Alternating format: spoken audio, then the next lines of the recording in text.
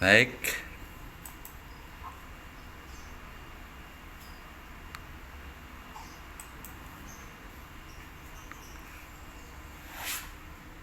pertemuan 12 ya sekarang sebenarnya ya.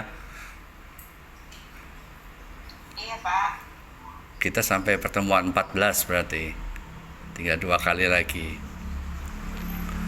Nah, ini contoh dari model research dan jenis variabel menurut bukunya Skaran and Bugi. Ini tentang SDM ya. Workplace berpengaruh, workplace diversity sebagai independent variable berpengaruh kepada creative synergy sebagai mediating variable, dan impactnya adalah organizational effectiveness sebagai dependent variable. Sedangkan moderating variabelnya adalah managerial expertise. Nah, ini penelitian sangat menarik ya, bisa dikembangkan sebagai ide gagasan proposal. Yang SDM siapa ya? Bu Nining ya? Saya SDM, Pak. Oh, Yunita Ya, SDM. Terus Ruth? keuangan, Pak. Oh, keuangan. Nining apa Bu Nining? Keuangan juga ya?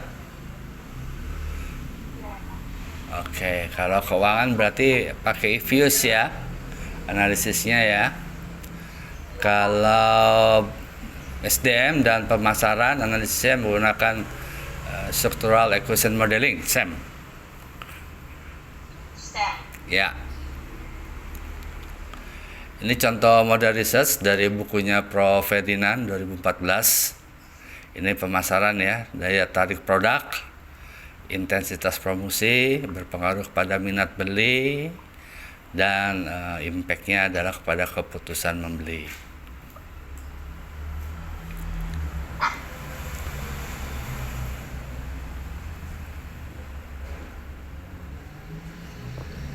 Ini berkaitan dengan konseptual framework model dari jurnal di Eropa, di mana demographic factors, social economic factors, general attitude toward EU berpengaruh kepada internal average reference price dari euro, juga internal upper reference price euro dan internal lower reference price euro berpengaruh kepada internal average reference price. Juga shopping terdiri dari general, bonus usage, discounts, dan traveling terdiri dari business dan holidays. Itu berpengaruh pada internal average reference price ya. Ini menarik ya, variabelnya kalau di luar negeri lebih kompleks ya. Bisa multidimensi variabel ya, bisa multidisiplin variabel ya. Tentunya belum dikembangkan di pendidikan di Indonesia, khususnya di kita ya, masih terkotak oleh konsentrasi. Kemudian untuk model shopping intentions, ini figur relations among antecedents and consequences of perceived unfairness.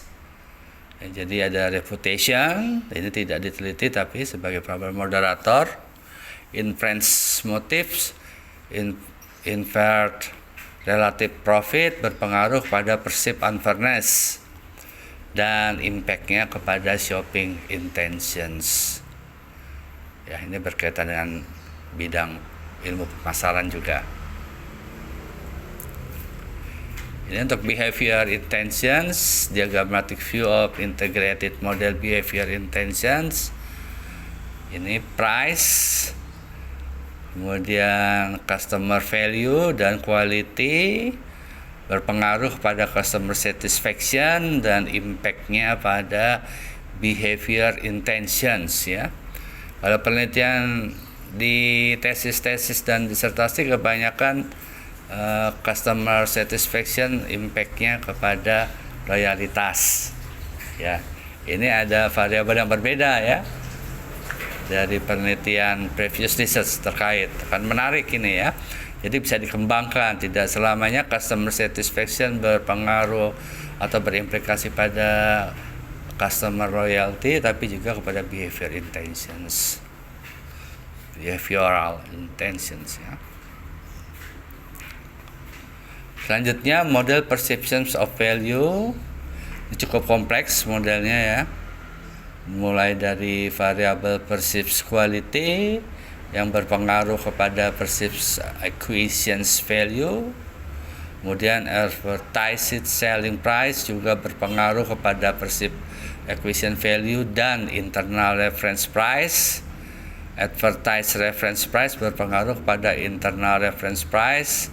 Internal reference price berpengaruh pada perceived transactions value dan perceived acquisition value dan perceived transactions value berpengaruh pada willingness to buy dan search intentions ya. Jadi di sini yang dinilai perceived itu artinya yang pernah dirasakan ya, lebih tepat ditambahkan perceived kan untuk variabel. Jadi benar-benar nanti respondennya adalah responden yang pernah merasakan, sehingga datanya tidak bias. Kalau respondennya tidak pernah merasakan, bagaimana dia bisa merating ya? Bagaimana bisa menilai ya? Nah, nanti penelitian Anda yang khususnya SDM dan pemasaran harus hati-hati dalam memilih responden. Kalau keuangan biasanya menggunakan data-data sekunder ya, data-data listing ya di bursa efek. Lalu quality value ya. Quality dan value ini juga modelnya sangat kompleks ya, bahwa saya ingin menunjukkan bahwa model penelitian itu tidak statis dan tidak itu saja bentuknya ya, tidak 3-1, 3-1-1 ya, seperti yang Anda lihat di penulisan-penulisan sebelumnya ya, tapi bentuk itu dibangun sesuai dengan arah dari model penelitian tersebut ya.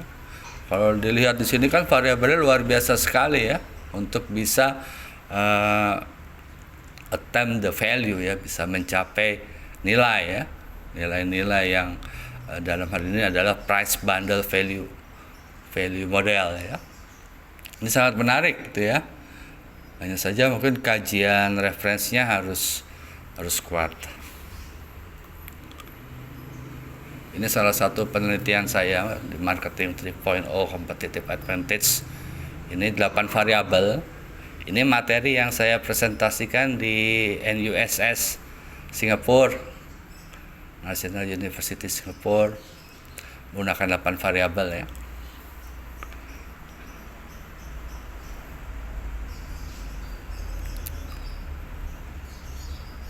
Ini model orientasi pasar manajemen, karena kalian ternyata tidak ada yang pemasaran, jadi saya skip saja ya. Contohnya banyak yang pemasaran. Oke.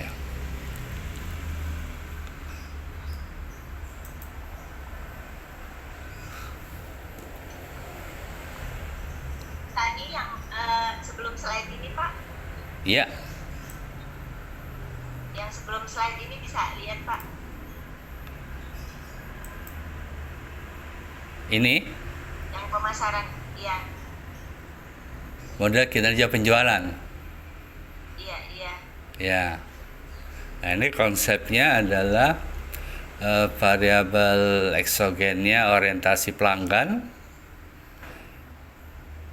berimpact pada kualitas strategik direct selling, dan orientasi smart working juga berpengaruh kepada kinerja penjualan. Orientasi pelanggan juga pada kinerja penjualan, kinerja portfolio pelanggan terhadap kinerja penjualan ya. Nah, kalau pengacu merefer pada case yang pernah Junita sampaikan kepada saya, di mana penjualan pelanggan menurun ya, itu ya, atau stagnan atau malah menurun itu ya. Berarti kan bisa mengacu starting pointnya pada orientasi pelanggan untuk mencapai kinerja portfolio pelanggan. Nah, di sini diperlukan yang namanya product portfolio analysis agar bisa mengimprove kinerja penjualan ya. Penjualan ini bukan hanya penjualan consumer goods ya, tapi service ya. Produk itu kan terdiri dari consumer goods and service, barang dan jasa. Ya, kalau produk-produk perbankan kan jasa ya. Nah, sehingga perlu dilakukan kinerja portfolio pelanggan.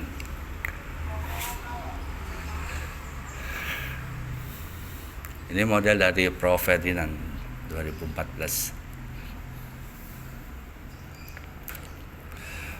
Ada variabel yang menarik juga di bawah ini, orientasi smart working. Ya. Dimana sekarang teknologinya kan sudah artificial intelligence sudah banyak digunakan di perbankan ya. Nah, tentunya platform teknologikal yang digunakan oleh perbankan juga harus kuat gitu ya, memiliki orientasi smart working yang sangat tinggi ya.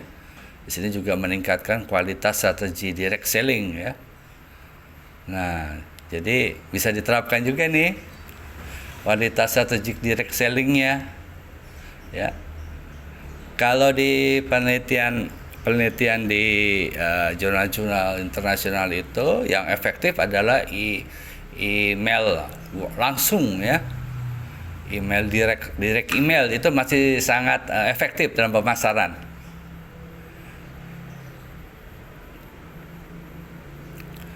Kalau lihat ini fenomena di Indonesia ya, itu sangat berbeda kali ya. Mungkin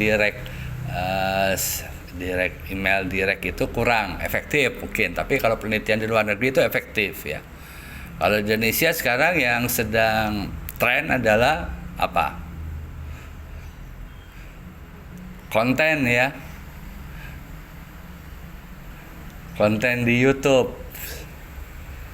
Di mana YouTuber itu begitu banyaknya ya, dan influencer juga begitu banyaknya. Nah, mungkin ini yang belum dicoba di perbankan ya. Nggak tahu di banknya Junita sudah menerapkan belum?